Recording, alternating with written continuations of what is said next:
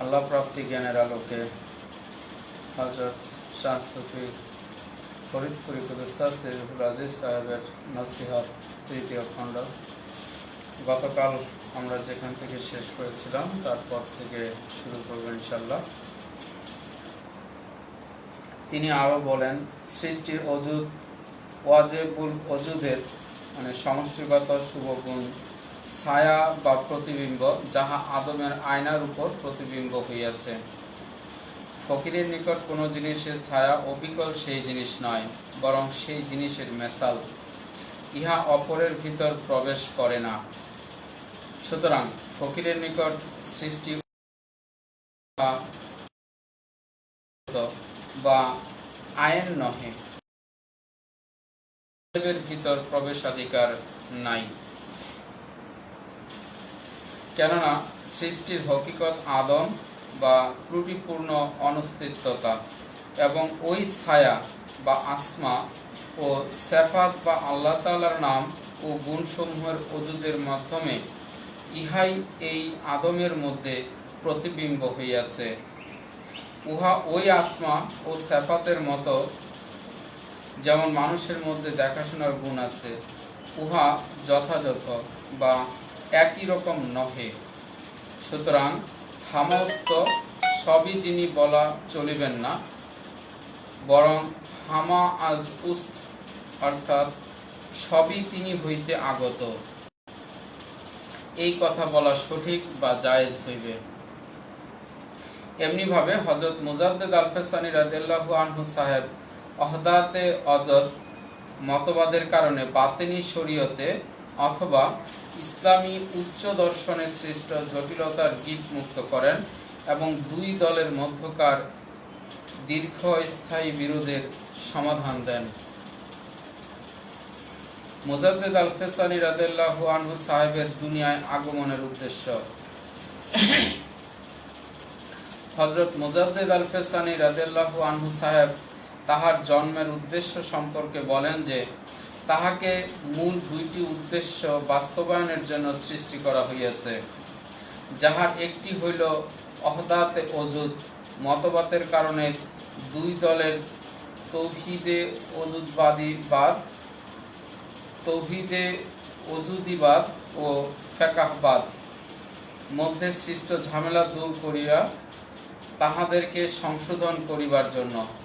অপরটি সম্পর্কে তিনি বলেন, আমাকে দুই দরিয়ার মিলনওয়ালা বা সংযোজক হিসেবে সৃষ্টি করা হইয়াছে। এই দুই দরিয়া কি এবং কিভাবে তিনি তাহাদের মিলনকারী হইলেন, এখন সেদিকে নজর দেওয়া যাক। উল্লেখিত দুই দরিয়া হইল হকিকতে ইব্রাহিমী ও হকিকতে মুহাম্মদী, যাহা তাইনে আউয়ালে বৃত্তির পরিধি ও কেন্দ্র। প্রথমে তাইনে আউয়াল সম্পর্কে পূর্ববর্তী মাশায়েখ বর্গ বা ওলি আল্লাহদের নিকট কি ছিল সে সম্পর্কে কিছু বলা প্রয়োজন। তাইনে আউয়াল বা প্রথম তাইগুন হইল আল্লাহ তাআলার জাতের অজুদ বা অস্তিত্ব গুণের অবতরণ, যাহা নিছক জাত ভিন্ন আল্লাহ তাআলার সমুদয় কামালতকে বেষ্টন করিয়া আছে। ইহা নিছক জাত নয়, অথচ পূর্ববর্তী বহু ওলি আল্লাহ তাইনে আউয়ালকে জাত মনে করিয়াছেন এবং উহাকে জাত বলিতে নির্দেশও দিয়েছেন এবং জাত হইতে অতিরিক্ত করিয়াছেন। সুতরাং সুফিদের বৃহৎ একদল উহাকেই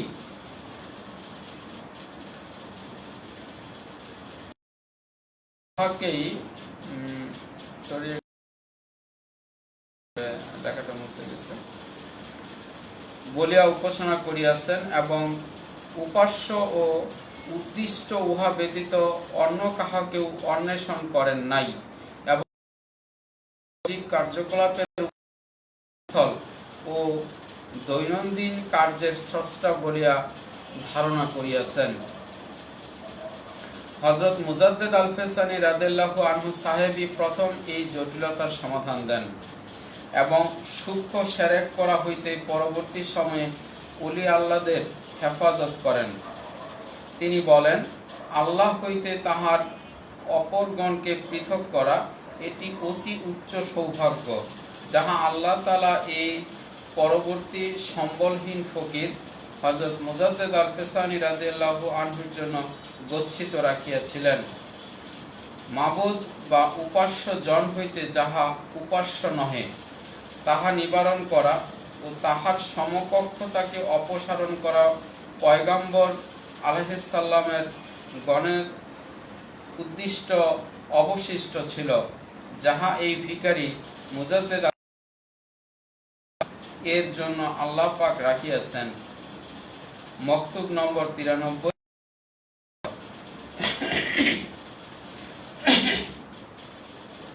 অতঃপর হযরত মুজাদ্দেদ আল-ফেসানি রাদিয়াল্লাহু আনহু সাহেব তাইনে আউয়াল সম্পর্কে বলেন, ইহা হইল হযরত ইব্রাহিম আলাইহিস সালামের উৎপত্তি স্থল এবং খোল্লাতেও উৎপত্তি স্থান। এবং তিনি আরো বলেন যে তাইনে আউয়াল বৃত্তের কেন্দ্র হইল হকিকতে মুহাম্মদী, যাহা হযরত হাবিবুল্লাহ সাল্লাল্লাহু আলাইহি সাল্লামের উৎপত্তি স্থল এবং তাহার মহব্বত ও প্রেমের পবিত্র জাতের পরিচয় প্রদানকালে তিনি বলেন, আল্লাহ তাআলা পবিত্র জাত স্বয়ং সুন্দর, তাহার কান্তি ও রূপ লাবণ্য নিজস্ব। আমাদের অনুভূতি ও আত্মিক বিকাশে যে রূপ লাবণ্য অনুভূত হয় এবং যাহা আমাদের জ্ঞান ও চিন্তার সংকুলান হয়, উহা তদ্রূপ নহে। ইহা সত্ত্বেও আল্লাহ তাআলার উচ্চ দরবার পবিত্র স্তর বা অবস্থা আছে যে সেই স্তরের উচ্চতা ও মহত্ব হেতু ওই রূপ লাবণ্য তাহার উপনীত হইতে সক্ষম হয় না এবং স্বীয় সৌন্দর্য ও রূপ দ্বারা সেই মর্তবাকে বিশেষিত করিতে পারে না।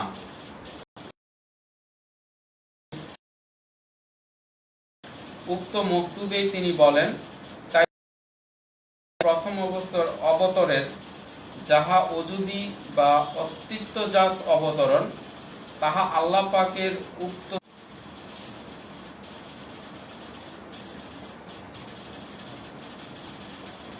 ইহা ব্যতীত আল্লাহ পাকের যে উচ্চ পবিত্র মর্তবার কথা বলা হইয়াছে, তাহার সৌন্দর্য ও পূর্ণতার অবকাশ নাই, সেখানকার কোনো তাইয়ুন নাই।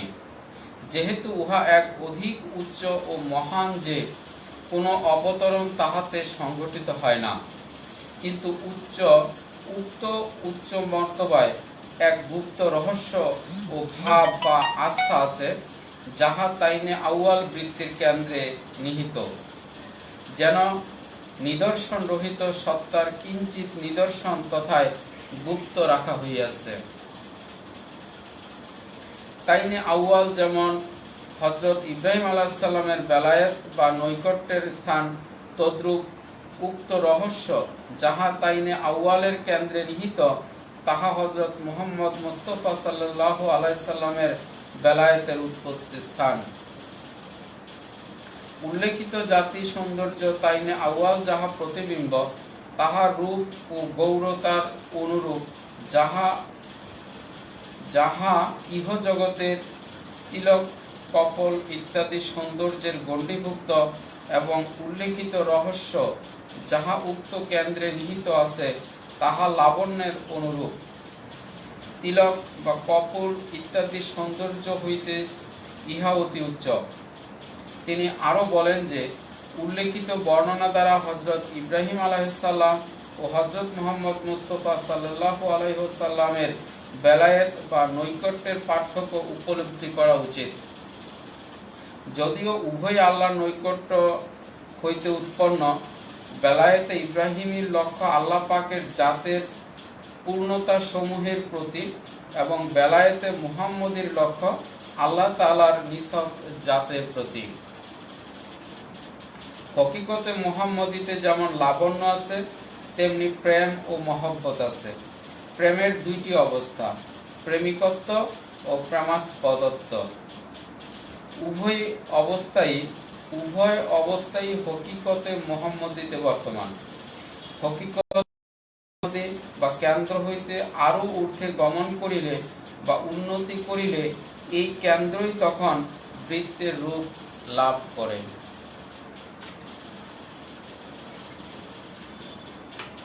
এই দ্বিতীয় বৃত্তের বা প্রেমাস্পদত্ব এবং পরিধি হয় প্রেমিকত্ব, যাহা হযরত মুসা আলাইহিস সালামের বেলায়েতের উৎপত্তিস্থল বা হকিকতে মুসবি, আর কেন্দ্র যাহা মাহবুবিয়ত তথা তাহা হযরত মুহাম্মদ মুস্তাফা সাল্লাল্লাহু আলাইহি সাল্লামের বেলায়েতের উৎপত্তিস্থল। সুতরাং দেখা গেল যে হকিকতে ইব্রাহিম ও হকিকতে মুহাম্মদের মধ্যে আরও একজন পয়গম্বরের তথা হযরত মুসা আলাইহিস সালামের উৎপত্তিস্থল বর্তমান। হকিকতে ইব্রাহিমের চেয়ে হকিকতে মুহাম্মদী দুই দায়রা উচ্চে, যাহা জাতের অধিক নিকটবর্তী। তথাপিও রাসূল পাক সাল্লাল্লাহু আলাইহি সাল্লামকে আদেশ করা হইল হযরত ইব্রাহিম আলাইহিস সালাম এর অনুসরণ করিবার জন্য। মূলত হকিকতে ইব্রাহিমের কামালত রাসূল পাক সাল্লাল্লাহু আলাইহি সাল্লামকে নিজ হকিকত হইতে দুই সিঁড়ি নিচে নামিতে হয়, যাহা স্বভাবের বিপরীত। এমন প্রশ্ন দাঁড়ায়, তাহা হইলে কিভাবে রাসূল পাক সাল্লাল্লাহু আলাইহি সাল্লাম হকিকতে ইব্রাহিমের কামালত বা পূর্ণতা সমূহ অর্জন করিলেন? হযরত মুজাদ্দিদ আল-ফেসানি রাহমাতুল্লাহি আলাইহি সাহেব বলেন, এই জন্য রাসূল পাক সাল্লাল্লাহু আলাইহি সাল্লামের উম্মতের মধ্যে কোনো এক ব্যক্তির মধ্যস্থতা প্রয়োজন, যিনি নবী করিম সাল্লাল্লাহু আলাইহি সাল্লামের অনুসরণের মাধ্যমে তাইনে আউয়ালের কেন্দ্র হকিকতে মুহাম্মদীর দায়রাতে উপনীত হইয়া অন্য এক পথে উহা পরিধির সহিত সম্পর্ক স্থাপন করেন, যাহাতে সেই উম্মত উক্ত পরিধির কামালাত অর্জন করিয়া তাহার তত্ত্বের সহিত সম্মিলিত হয়। হাদিস শরীফে আছে, যে ব্যক্তি কোনো সুন্দর পথ আবিষ্কার করে সে উহার পারিতোষিক প্রাপ্ত হয়, এবং অন্য যাহারা উক্তরূপে ওইভাবে আমল করে তাহাদের পারিতোষিকও সে প্রাপ্ত হয়। এই হাদিস অনুযায়ী সেই উম্মত ও রাসূল পাক সাল্লাল্লাহু আলাইহি সাল্লাম তথায় উপনীত হওয়ার মাধ্যমে সেখানকার কামালত প্রাপ্ত হন। তাইনে আউয়াল অর্থাৎ প্রথম বৃত্তের পরিধি সম্পর্কে বলা হইয়াছে, ইহা হযরত ইব্রাহিম আলাইহিস সালাম এর বেলায়েতের উৎপত্তিস্থল, আর কেন্দ্র যাহা হযরত মুহাম্মদ সাল্লাল্লাহু আলাইহি সাল্লামের বেলায়েতের উৎপত্তিস্থল।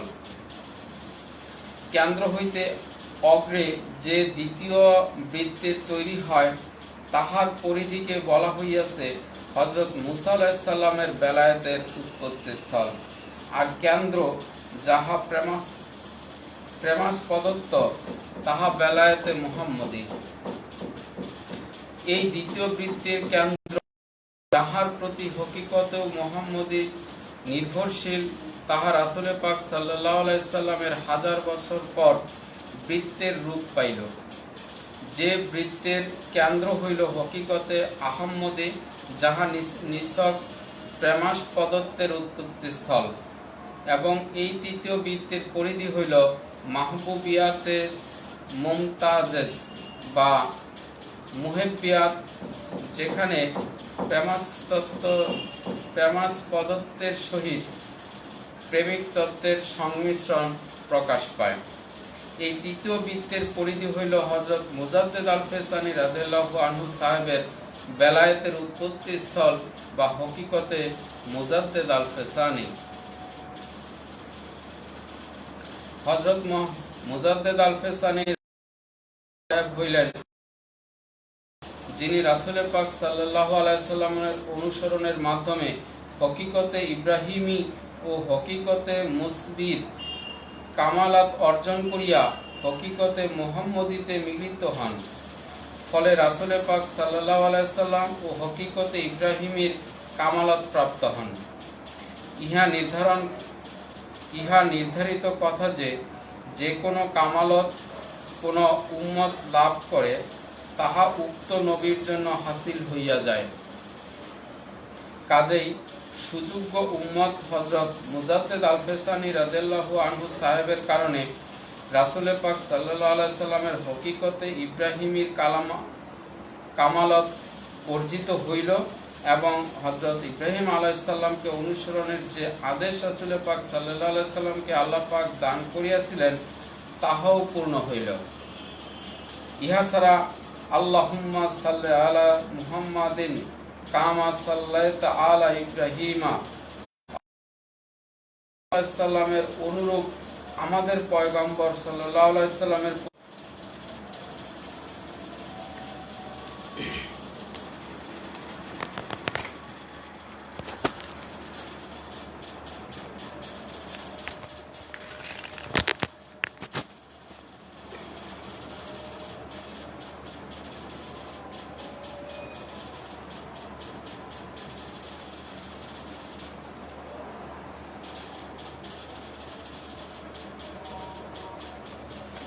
হকিকতে ইব্রাহিমের কামালত পূর্ণ হাসিল হওয়ার পর তাইনে আউয়ালের কেন্দ্রে যে রহস্যের কথা বলা হইয়াছে সেই রহস্যের সহিত রাসূল পাক সাল্লাল্লাহু আলাইহি সাল্লামের পরিপূর্ণ সম্পর্ক স্থাপিত হইল।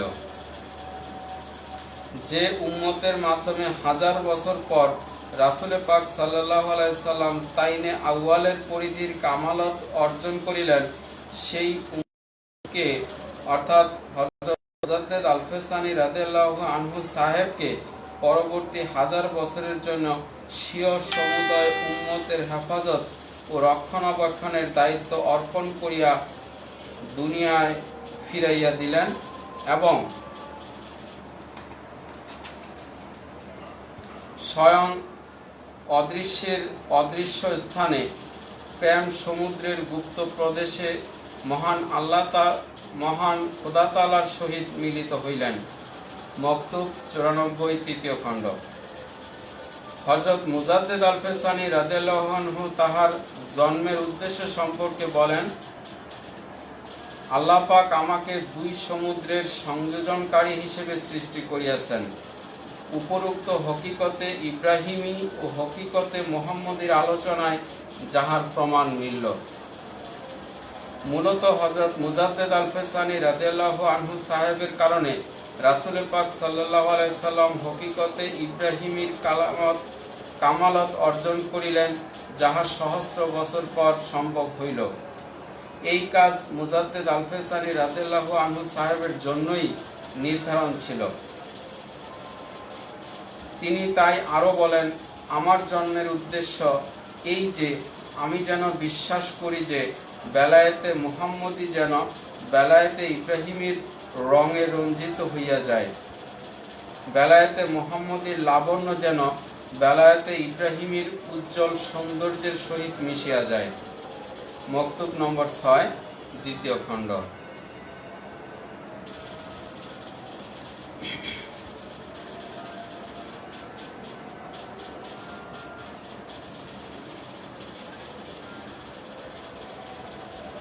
মুজাদ্দেদ আল-ফেসানি সাহেবের ইসলামী উচ্চ দর্শনের ল্যাবরেটরি। উল্লেখিত আলোচনা হইতে বোঝা যায় যে রাসূল পাক সাল্লাল্লাহু আলাইহি সাল্লামের পরে হযরত মুজাদ্দেদ আল-ফেসানি রাদিয়াল্লাহু আনহু সাহেবের মতো এত বড় ইসলামী দার্শনিক আর পৃথিবীতে আসেন নাই। মুজাদ্দেদ সাহেব মূলত ইসলামী উচ্চ দর্শনের ল্যাবরেটরি বা গবেষণাগার। তাহার মারফত কারখানার নিকট পূর্ববর্তী ওলিদের মারফত ধর্তব্য নয়।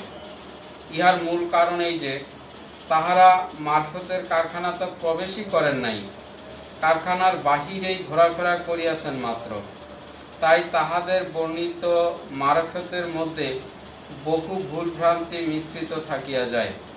হযরত মুজাদ্দেদ আল-ফেসানি রাদিয়াল্লাহু আনহু সাহেব সমুদয় ভুলভ্রান্তি সংশোধন করিয়া খোদা তালাশীদের জন্য নিখুঁত মারেফাত উপস্থাপন করেন।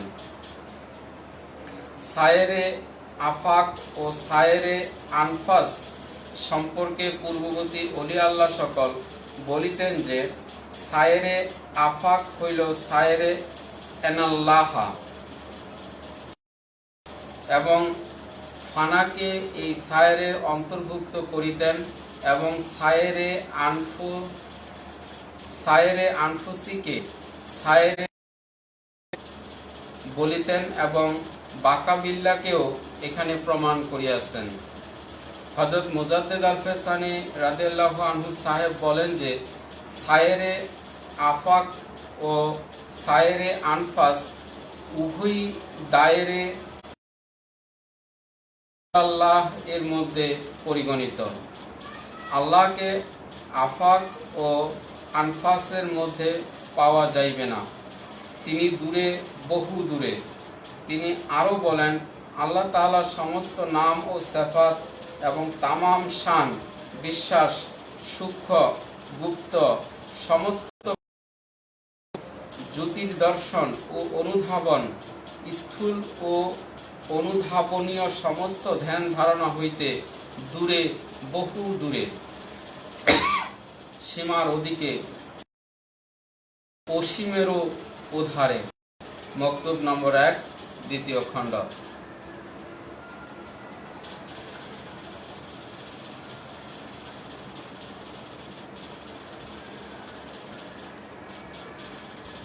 পূর্ববর্তী অলি আল্লাহগণের বেলায়েতে সুগরাতে মারিফত শেষ করিবার কারণ। পূর্ববর্তী অলি আল্লাহ সকল বেলায়েতে সুগরাতেই কেন মারিফতের শেষ করিয়াছেন? জবাবে বলা যায়, বেলায়েতে সুগরাই হইল অলি আল্লাহদের বেলায়েত। ইহার উপরে আছে নবীদের বেলায়েত ও ফেরেশতাদের বেলায়েত। অলি আল্লাহদের বেলায়েতে সুগরা হওয়ায় তাহারা চেষ্টা, সাধনা বা তাপস্যা দ্বারা সুগরা বেলায়েতে পর্যন্তই পৌঁছাইতে পারে। নিজ চেষ্টা সাধনা দ্বারা ইহার উপরে যাওয়ার সাধ্য কাহারও নাই। তবে মহান খোদা তাআলা দয়া করিয়া নিজ হইতে তাহাদেরকে টানিয়া মূল মারিফত কারখানার ভেতরে নেন এবং বেলায়েতে কোবরা, বেলায়েতে উলিয়া বা কামালাতে নবুয়তের সম্পদে ভূষিত করেন। তাহাদের কথা স্বতন্ত্র। যে কয়েকজন অলি আল্লাহকে মহান খোদা তাআলা বেলায়েতে সুগরা হইতে আপন প্রেমের হেরেমে লইয়া তথাকার মারফত দান করিয়াছেন, তাহাদের সংখ্যা খুবই কম। সেই অল্প সংখ্যক অলি আল্লাহদের মধ্যে যাহাকে সর্বাপেক্ষা নৈকট্য, সান্নিধ্য ও মারিফত দান করিয়াছেন, তিনি হইলেন হযরত মুজাদ্দেদ আল ফেসানি রাদিয়াল্লাহু আনহু সাহেব।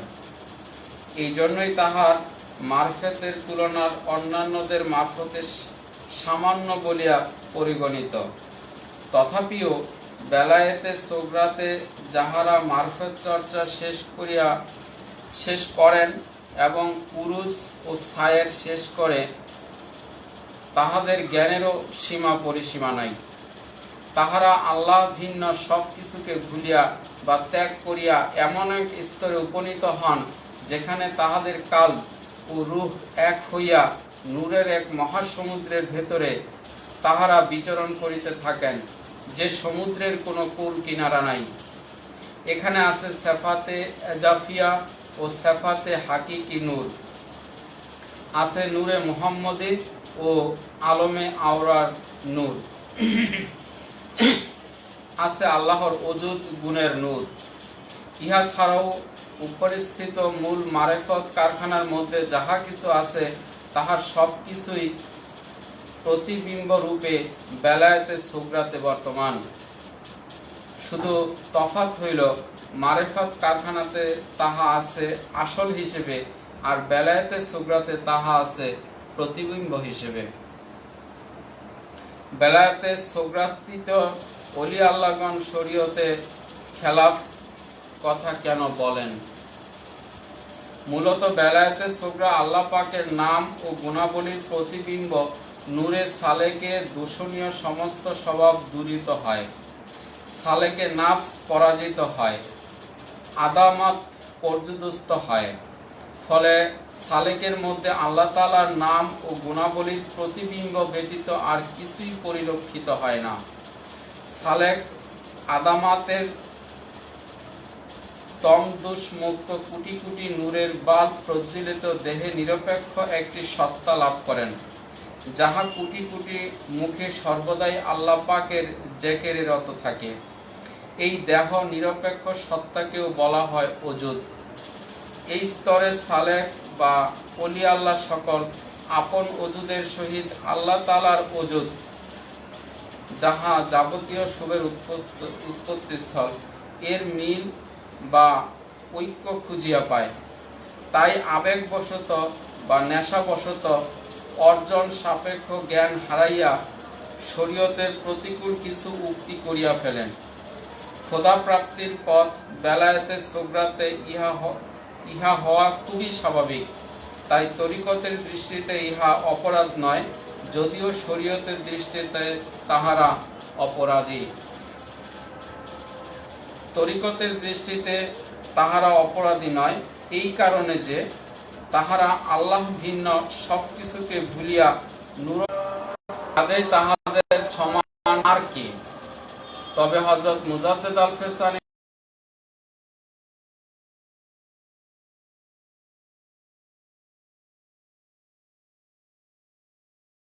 আছেন যাহা অতুলনীয় ও অকল্পনীয়। হযরত মুজাদ্দেদ আল ফেসানি রাদিয়াল্লাহু আনহু সাহেবের পরে আমার পীর কেবলাজানকে মহান খোদা তাআলা দয়া করিয়া মারিফতের মূল কারখানার সমুদয় অংশ ঘুরাইয়া দেখান। এই কারণেই আধ্যাত্ম জগতে মুজাদ্দেদ আল ফেসানি রাদিয়াল্লাহু আনহু সাহেবের পরে আমার পীরের মতো উচ্চ মর্যাদা আর কেহ পান নাই। আমিন। পরবর্তীতে আগামীকাল আমরা পরবর্তী পৃষ্ঠা থেকে আবার অধ্যয়ন করব। আল্লাহ পাক আমাদের সবাইকে শোনার তৌফিক দান করুন, বুঝার তৌফিক দান করুন। আমিন। আখির দাওয়ানা আলহামদুলিল্লাহি রাব্বিল আলামিন। আসসালামু আলাইকুম ওয়া রাহমাতুল্লাহ।